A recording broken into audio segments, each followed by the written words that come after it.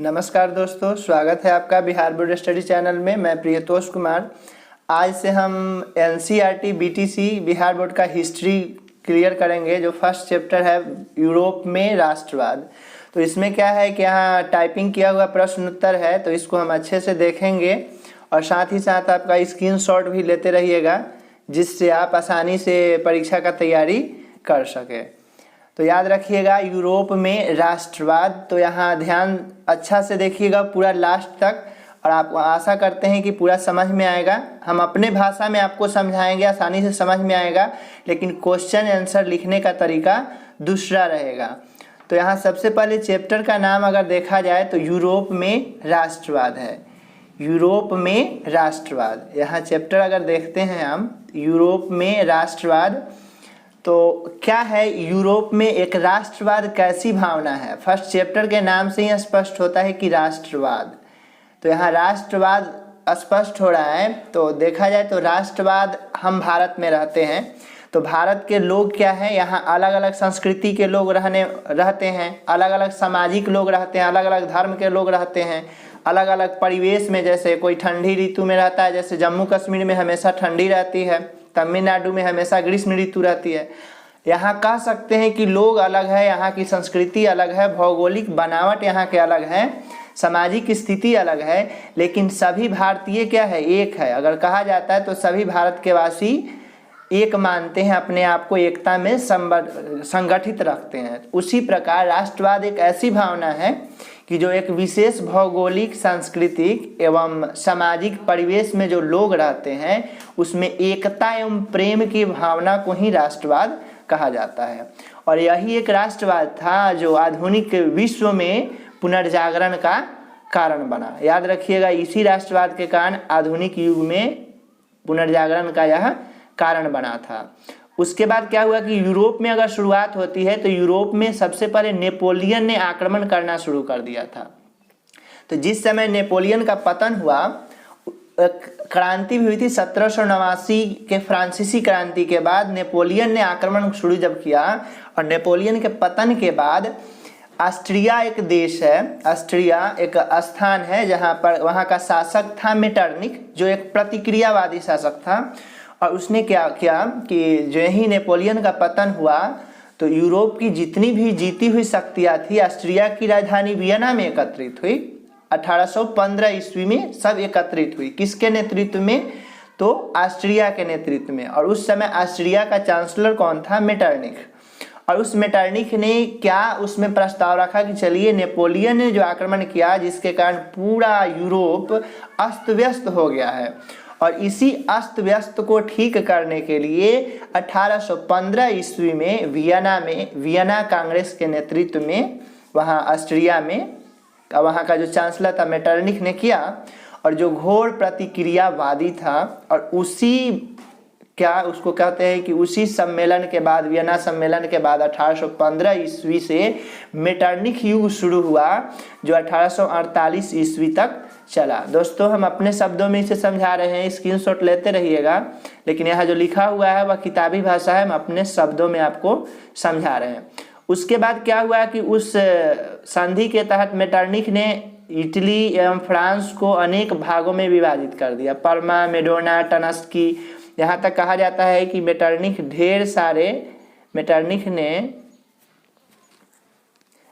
ने क्या किया था,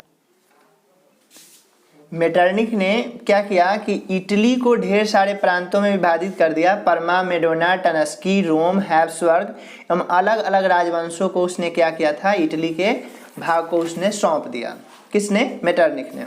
और उसी के साथ जब 1830 ईस्वी में चार्ल्स दशम, एक निरंकुश प्रतिक्रियावादी शासक था, क्या किया उसने, जो फ्रांस में उभर रही थी क्रांति, उसको वह शांत करने के लिए उसमें ढेर सारे बदलाव किए। तो यहाँ कहा जाता है उसी को 1830 की क्रांति कहा जाता है। तो 1830 की क्रांति हम दीर्घ में पढ़ेंगे, लेकिन इस क्रांति को आप थोड़ा जान जाएं। तो उसने क्या किया, लुई 18वां ने एक नागरिक संहिता लागू किया, जिसमें अभिजात्य यानी जिसे कहते हैं धनी वर्ग, ध्यान से समझिएगा, धनी वर्ग को विशेष छूट मिला। और विशेष छूट के कारण जो भी उदारवादी थे वह समझे कि हमारे विरुद्ध यह षड्यंत्र रच रहा है। कौन? लुई 18वां षड्यंत्र रच रहा है, हम चार्ल्स दशम का विरोध करने लगे, क्योंकि लुई 18वां अपने प्रधानमंत्री चार्ल्स दशम को बनाया था। अब उसका विरोध करने लगे और इसी फलस्वरूप 25 जुलाई 1830 ईस्वी में 4 अध्यादेश पारित किया। लुई 18वां चार्ल्स दशम के संपर्क में आकर 4 अध्यादेश पारित किया, जिसके तहत जितने भी उदारवादी थे फ्रांस में उसके गला घोटने का प्रयास किया गया, जिसके कारण 28 जून 1830 ईस्वी में गृह युद्ध आरंभ हो गया फ्रांस में। इसी को जुलाई 1830 की क्रांति कहते हैं। लेकिन हमको यहाँ जानना है 1830 की क्रांति का प्रभाव क्या हुआ। 1830 ईस्वी की जब क्रांति हुई तो इस बात की सूचक थी कि जो कट्टर सत्ता राज सत्ता थे, जैसे कट्टर सत्ता कौन था, लुई 18वां, ऐसे भी लुई जितने हुए, लुई 14वां, लुई 16वां।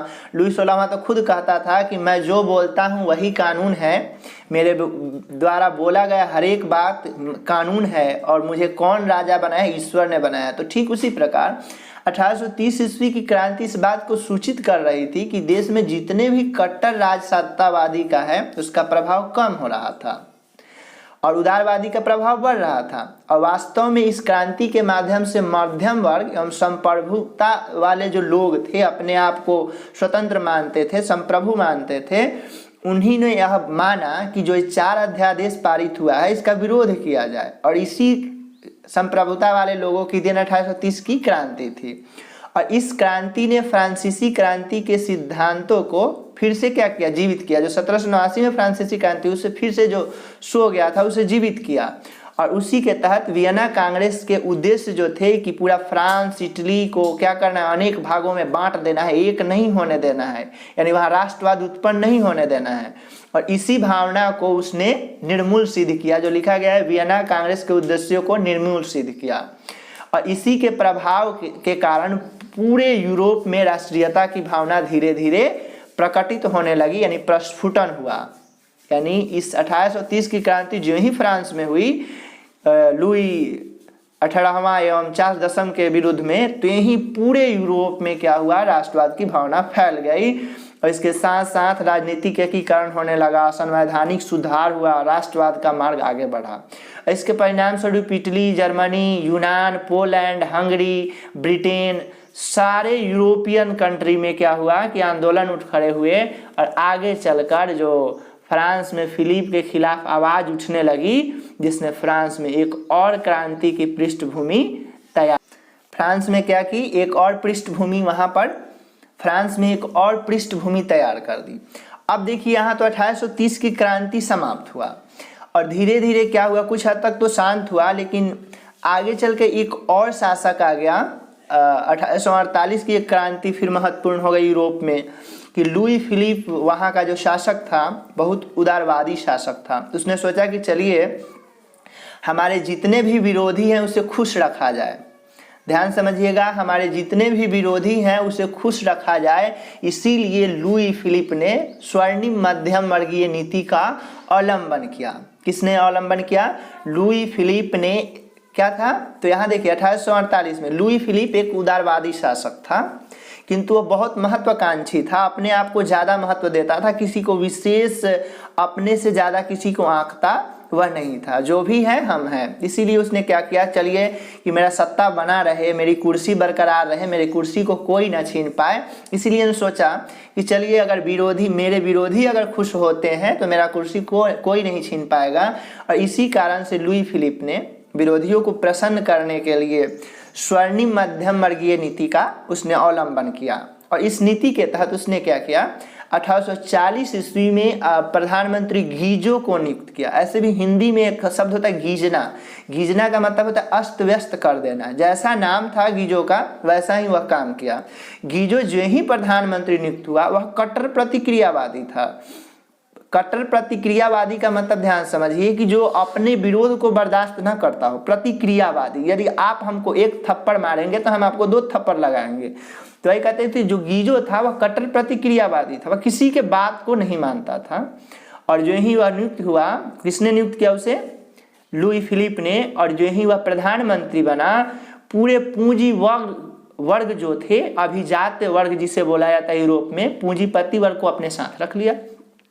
कि चलिए पूंजीपति वर्ग का भी समर्थन हमें मिल जाए, मध्यम वर्ग का भी समर्थन मिल जाए, कोई भी मेरा विरोध ना करे। तो पूंजीपति के साथ रहना उसने पसंद किया, और विशेषकर वहाँ के जितने भी पूंजीपति थे उसे शासन में कोई रुचि नहीं थी, और न ही वह विदेश नीति में सफल हो रहा था लुई फिलिप, जिसके कारण धीरे धीरे वहाँ पर भूखमरी एवं बेरोजगारी बढ़ने लगी, और जिसके कारण 1848 में पुनः यूरोप में क्या हो गई, क्रांति हो गई, जिसे 1848 की क्रांति संपन्न हुई। और एक और बात है, उस समय हमने बोला मेजनी, आखिर मेजनी था कौन?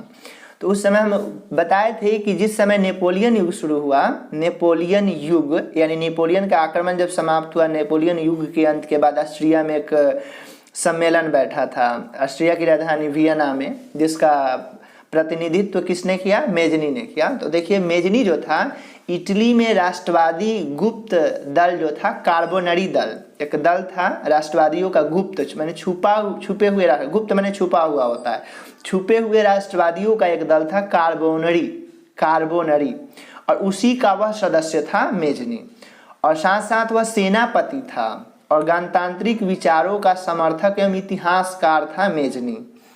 तो 1830 ईस्वी में क्या हुआ, वहाँ मेटरनिख के बारे में हमने पढ़ा ऑस्ट्रिया में, यहाँ मेजनी का बात चल रहा है। मेटरनिख वह था जो ऑस्ट्रिया का चांसलर था, लेकिन धीरे धीरे जो फ्रांस में सम्मेलन हुआ और मेटरनिख ने क्या किया, पूरे इटली को अनेक भागों में बांट दिया।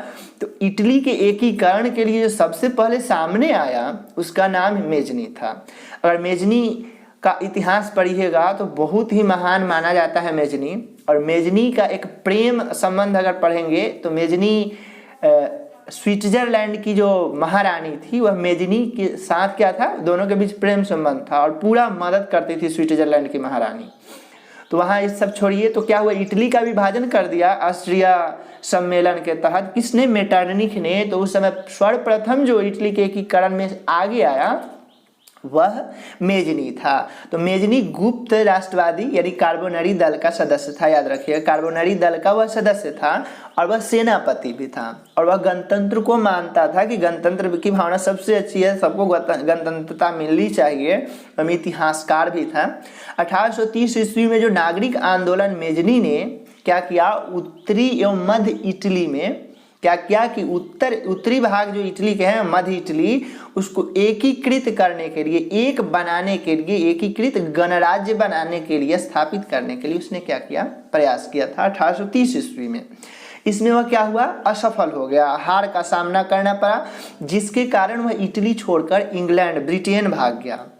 फिर क्या हुआ, पुनः जब मेजनी आया यहाँ तो क्या हुआ, जिस समय मेटरनिख का प्रभाव कम हुआ, मेटरनिख से वह हार गया, कितना में, 1830 में, और भागकर ब्रिटेन चला गया था वह, और देखा कि अब मेटरनिख की हार हो रही है, मेजनी ने देखा कि मेटरनिख की अब हार हो रही है, तो क्या किया, मेजनी पुनः वापस आ गया इटली में, और क्या किया, 1848 ईस्वी में मेटरनिख के पराजय के बाद मेजनी पुनः आया इटली में, और क्या करने लगा, इटली के एकीकरण का प्रयास करने लगा, लेकिन फिर भी इसमें असफल वह रहा, फिर वह पलायन कर गया। तो यहाँ देखते हैं कि इटली के विभिन्न लोग जो थे, विभिन्न दार्शनिक, वहाँ के इतिहासकार या जो भी मध्यम वर्ग के लोग इटली के एकीकरण में प्रयास किए। इटली के एकीकरण में मुख्य भूमिका 3 व्यक्तियों की जाती है, मेजनी, गैरीबाल्डी, काउंट काबूर एवं विक्टर इमैनुअल। वहाँ का शासक था विक्टर इमैनुअल, गैरीबाल्डी भी प्रमुख था। अगर देखा जाए तो 2 प्रमुख हैं, मेजनी एवं गैरीबाल्डी, दोनों से एक प्रश्न हर एक साल। तो अभी हमने कहा कि इटली के एकीकरण में गैरीबाल्डी की भी महत्वपूर्ण भूमिका थी। तो आखिर गैरीबाल्डी था कौन? मेजनी ने तो प्रयास किया, वह असफल रहा और पलायन कर गया इटली से। उसके बाद गैरीबाल्डी आया, जो गैरीबाल्डी पेशे से एक नाविक थे, याद रखिएगा, वह नाविकों के सरदार थे। गैरीबाल्डी ने क्या किया, उनके अंतर्गत जितने भी कर्मचारी एवं उनके जो स्वयं सेवक थे उन्होंने एक सशस्त्र सेना बनाई। सशस्त्र का मतलब वैसी सेना जिसके पास हथियार हो, लड़ सके, उसी को कहते हैं सशस्त्र, यानी शस्त्र के साथ उसने सेना बनाई, और उसने अपने सैनिकों को लेकर इटली के जो 2 प्रांत है, सिसिली एवं नेपल्स, जिसका बंटवारा कौन किया था, मेटरनिख ने वियना सम्मेलन के द्वारा किया था। तो क्या किया, इटली के 2 प्रांत सिसिली और नेपल्स पर उसने आक्रमण कर दिया। और क्या किया, वहाँ के जो शासक थे बुर्बो राजवंश, वहाँ जो सिसिली और नेपल्स में जो शासन कर रहा था जो राजवंश, उसका नाम था बुर्बो राजवंश। उसके अत्याचार से लोग, वहाँ के जितने भी लोग थे वह तंग आ गए थे।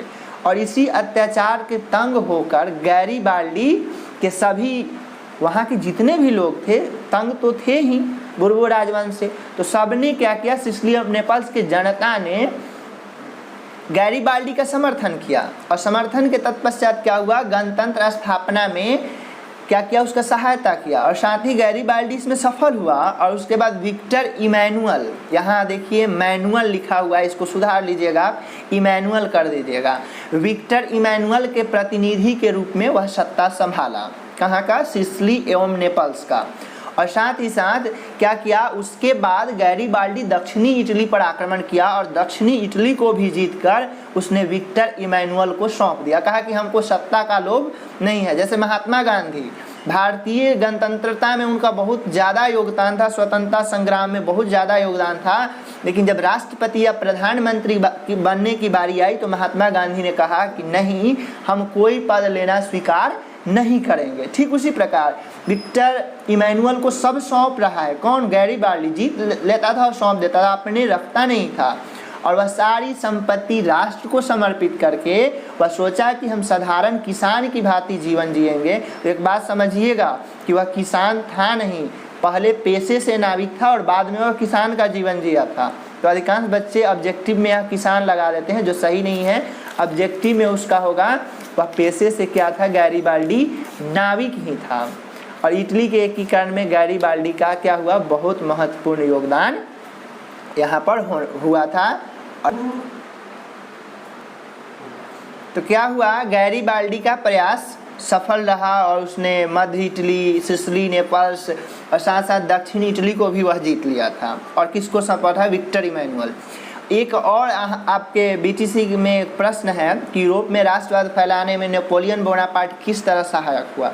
तो मैंने पहले ही इसके बारे में बताया था, लेकिन थोड़ा और समझ लीजिए फिर से तो अच्छा रहेगा। प्रश्न आ गया है, इसको समझ लिया जाए। यूरोप में राष्ट्रीयता की भावना जो थी, शुरुआत हुई 1789 में, जो फ्रांसीसी क्रांति थी, उसी के साथ यूरोप में राष्ट्रीयता की भावना की शुरुआत हुई। लेकिन क्या हुआ कि 1789 में फ्रांसीसी क्रांति हुआ और उसके बाद फिर पुनः क्या हुआ, नेपोलियन ने आक्रमण करना शुरू कर दिया। और जान जाइए, नेपोलियन एक महान शासक था दोस्तों, वह बहुत विद्वान भी था, उसका याददाश्त भी तेज था। नेपोलियन के जीवनी में लिखा जाता है कि वह 16 वर्ष की उम्र में वह फ्रांस का जो था ना सेनापति बन गया था। 16 वर्ष की आयु में, इतनी कम आयु में सेनापति बनना, आज तो 19-20 वर्ष की आयु में नौकरी नहीं मिलती, वह सेनापति बन गया था। तो क्या हुआ, नेपोलियन ने जब आक्रमण करना शुरू कर दिया यूरोप पर, इटली पर, तो यूरोप में धीरे धीरे नेपोलियन के आक्रमण के द्वारा नव युग फैल गया। यानी उसके जो विचार थे बहुत ही श्रेष्ठ विचार थे, किसके, नेपोलियन के। और इसी विचार से धीरे धीरे यूरोप में राष्ट्रीयता की भावना फैलने लगी। नेपोलियन ने जर्मनी, इटली एवं विभिन्न भाग जो थे यूरोप के सभी को जीता, उसके भौगोलिक परिधि को बाहर कर दिया, सारा को एक बना दिया था। और धीरे धीरे जिसने क्या किया, राजनीति रूपरेखा प्रदान कर दी। इसने इटली और फ्रांस, जर्मनी इत्यादि को राजनीतिक रूपरेखा प्रदान कर दी। किसने, नेपोलियन ने। और इसी कारण इटली एवं जर्मनी का मार्ग प्रशस्त हुआ। दूसरी तरफ क्या किया, नेपोलियन की नीतियों के कारण फ्रांसीसी प्रभुत्व और आधिपत्य पूरे यूरोप में फैल गया। नेपोलियन इतना शक्तिशाली था कि पूरे यूरोप में फ्रांस का वर्चस्व बढ़ गया, जिसके कारण देशभक्तिपूर्ण जो भी देशभक्त लोग थे वह उनमें विक्षोभ यानी क्या हुआ, रोष उत्पन्न हुआ कि नहीं, हम यूरोपीय हैं, हम अपने देश के हैं, किसी अन्य देश के अंडर में क्यों रहेंगे। इसीलिए स्वतंत्रता प्राप्ति के लिए सारे देशभक्त लोग एक होने लगे और किसके विरुद्ध खड़े होने लगे, नेपोलियन के। और इसी प्रकार देखते हैं कि नेपोलियन ने सबको जीता, अपने अंडर में लिया, जिसके कारण सारे देशभक्त फिर से जागृत हो गए। इसी कारण क्या हुआ, तो हम देख सकते हैं कि यहाँ यूरोपीय एकीकरण में यूरोप में राष्ट्रवाद फैलाने में नेपोलियन ने महत्वपूर्ण भूमिका। तो नेपोलियन के कारण जितने भी राष्ट्रभक्त थे, देशभक्त थे, एक होने लगे। और इसके पहले भी हम फिर से बता दे रहे हैं आपको कि 1815 ईस्वी में ऑस्ट्रिया की राजधानी वियना में किसके नेतृत्व में, तो मेटरनी के नेतृत्व में क्या किया गया, एक सम्मेलन बुलाया गया, वियना कांग्रेस सम्मेलन। और इस सम्मेलन में ऑस्ट्रिया के शासक मेटरनिख ने, ध्यान से समझिएगा, क्वेश्चन नंबर 8 का हम आंसर की तरफ आपको ले जा रहे हैं, अच्छा समझ में आए। तो क्या किया, मेटरनिख ने इटली को विभिन्न भागों में बांट दिया, ढेर सारे भागों में क्या किया था, उसने बांट दिया था। किसने बांटा था, मेटरनिख ने, जिसमें भाग थे परमा, मेडोना, टनस्की, हैसबर्ग, रोम इत्यादि, ढेर सारे, रोम, टनस्की, सबको क्या किया, लोम्बार्डी, वेनेशिया, ऑस्ट्रिया इत्यादि, माने अनेक सारे भागों में बांट दिया। कहा जाता है कि उसने जर्मनी को 39 भागों में बांटा था, ठीक उसी प्रकार उसने इटली को भी विभिन्न भागों, रियासतों में बांट दिया और अलग अलग भागों को अलग अलग शासकों को दे दिया। और यह वह तय किया कि चलिए आप यहाँ के शासक हैं, लेकिन इन सभी पर प्रभाव एवं प्रभुत्व मेरा रहेगा, यानी अंतिम फैसला मेरा ही जाएगा, मैं जो फैसला करूँगा वही आपको मानना पड़ेगा।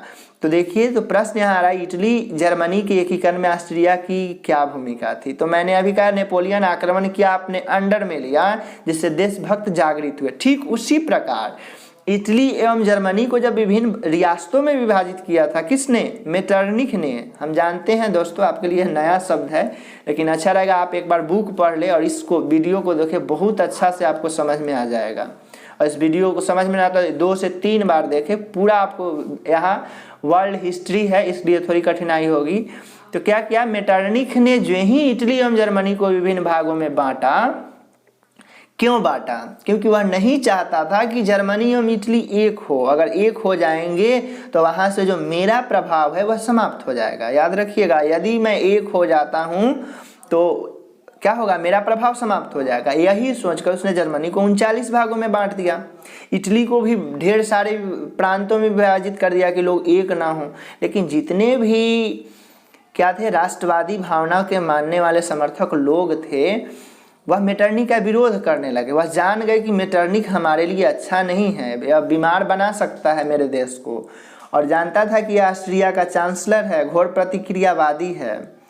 उसने इटली तथा जर्मनी में एकीकरण नहीं चाहता था, इसलिए जितने भी आंदोलन उठ रहे थे, मेटरनिख वहाँ के आंदोलन को दबा रहा था, दमनकारी नीतियों का अपना रहा था। लेकिन फिर भी कहा जाता है कि सोना जितना जलता है उतना ही चमकीला होता है।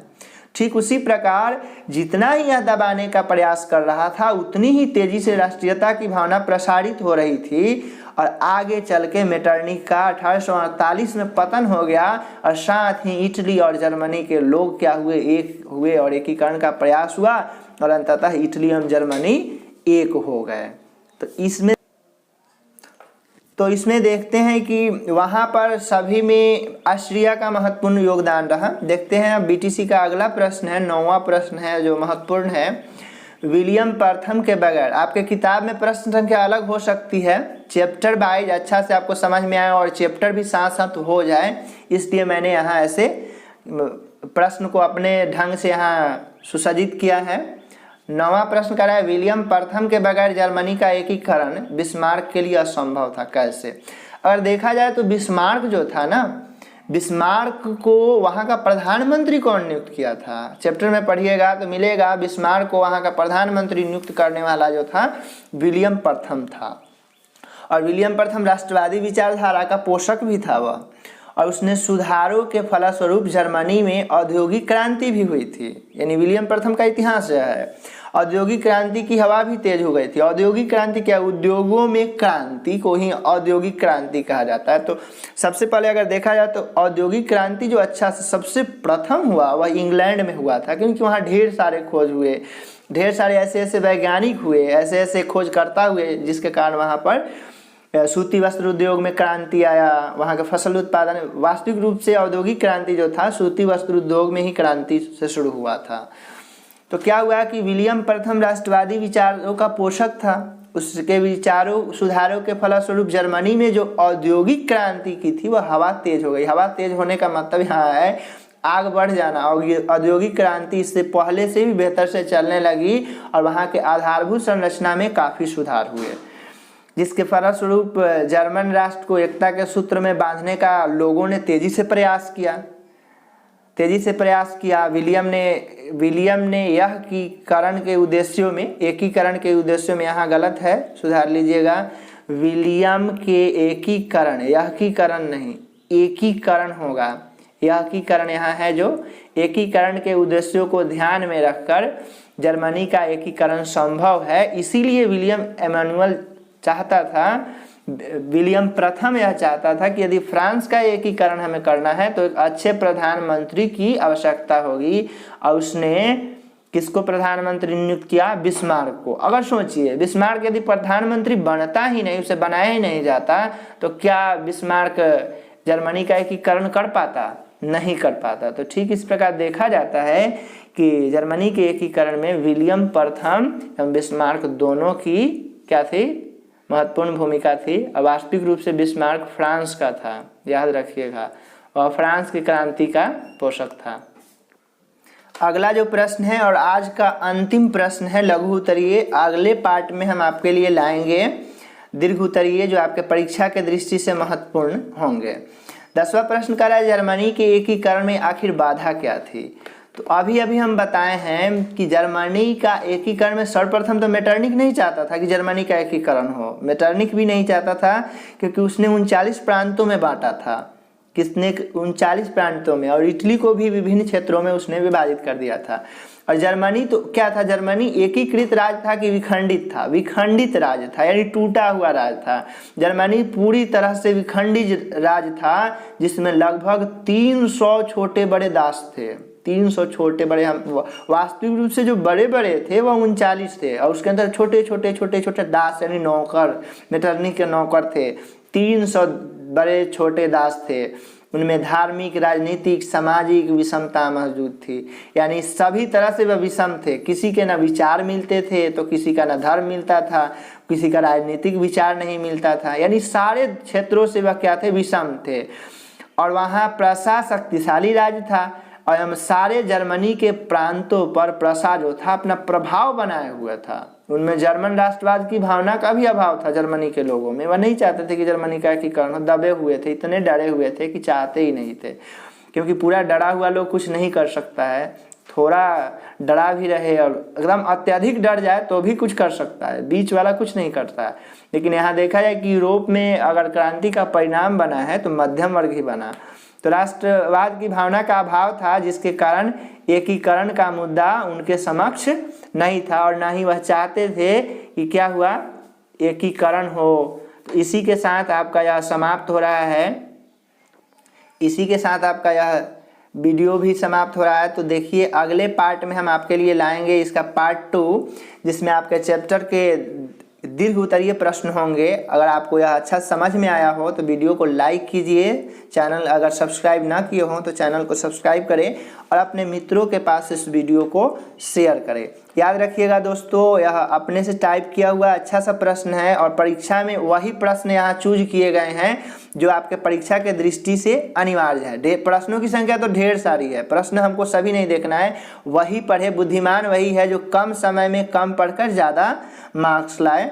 और ऐसे भी ज़्यादा नंबर का तो पूछा नहीं जाता, 18 से 20 नंबर आते हैं हिस्ट्री के, और पूरा किताब पढ़ना है तो ढेर सारे क्या हो जाएंगे? सागर हो जाएंगे। तो ऐसा नहीं, हमको सागर से गागर निकालना है, गागर भर जल निकालना है, इसलिए थोड़ा ही प्रश्न है। इसके अगले पार्ट में 5 प्रश्न होंगे, दीर्घ उत्तरीय प्रश्न।